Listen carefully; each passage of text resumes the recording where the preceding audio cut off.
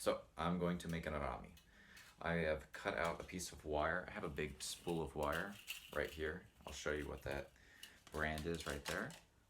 And what I'm going to do is I'm going to cut a piece of wire that is the length of the verga plus 2 hands. So I'm going to step my verga down.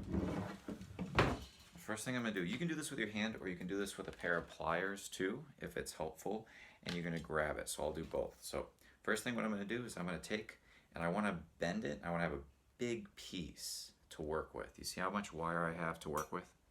What I'm going to do is I'm going to hold this guy right here, nice and firm. I'm going to take that, I'm going to flip it over.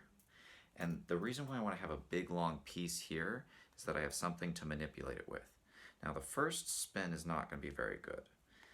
However, after that and you start to train the wire, it's going to be really nice and easy to get it tight. So then as I'm spinning it over, I want to get each of those those little spins right up against each other.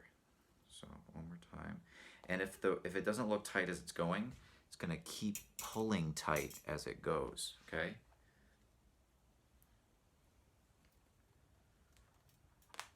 That's not the hardest thing in the world. All right, so go around about 4 or 5 times. This one wasn't perfect because one of the little spins was a little wide in the middle of it. And I'm just gonna go right there. Now, I've seen some amazing masters like Master Berimbau just able to take it and do a little trick where he spins it and it's just amazing and he pulls it off. I can't do that. So I'm gonna use my needle nose pliers. So this is what it looks like right there.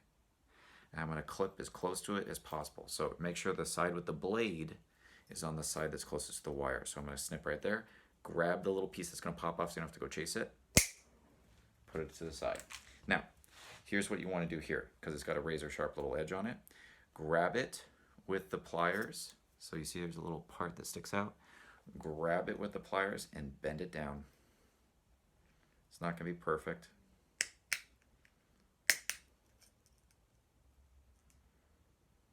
There you go.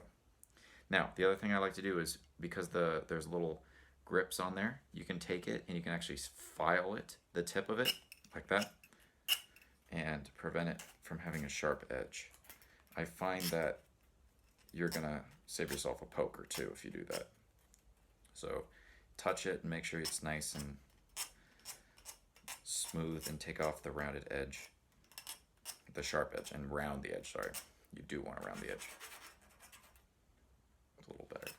So that's how I did it, like that. If you can't do that, so let's just see, by the way, so I had 2 hand lengths, right? So I'm gonna hook it over the tip of my Berimbau down here. I'm gonna pull it up and I'm gonna see how much I have to work with when I come over here. So I lost about a little less than a palm, an open hand for me. So I'll probably do a little smaller. So I know that I have maybe this much to work with here. So again, I'm gonna take about that much and bend it and have it here.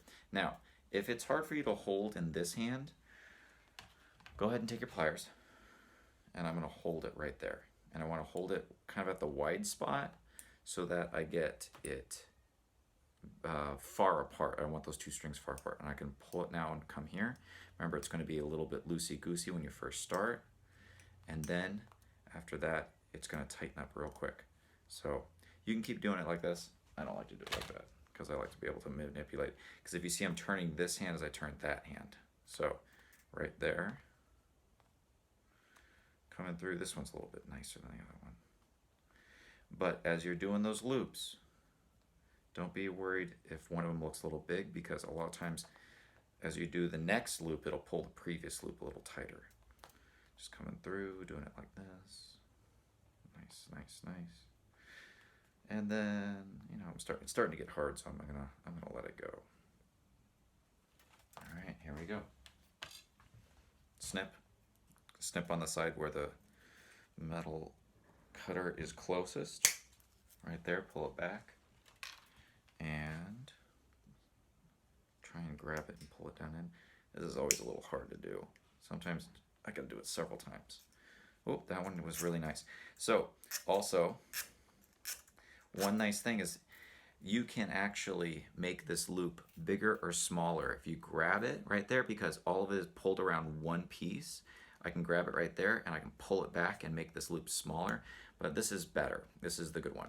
So in general, whichever loop is a little bit nicer to look at and doesn't have the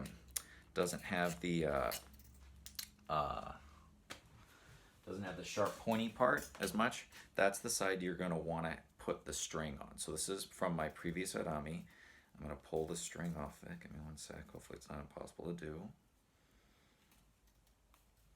There we go. Right there. So I got it off my old one. And so this is the good looking side. I'm going to put the string on it. I'm going to hide the bad looking side on the bottom of the Berimbau so nobody can see it. And so I don't have to see it. Pull it through.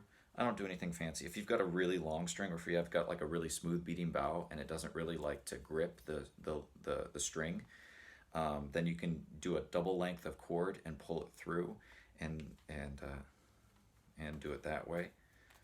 So this is fine right here. I'm a little concerned because this is an old piece of string. So let's see how we've done. So I'm going to put this all together now. So as I put this on, when I put this on here, I want to see where it pulls, where the curve of the Berimbau is. So it's going to go here. So don't have the Arame go off to the side or off to the side. Have it right here and pull correctly. Okay. I'm going to pull it up this way. Come to the side. This is a really strong Berimbau, so we'll see how well I can arm it. All right.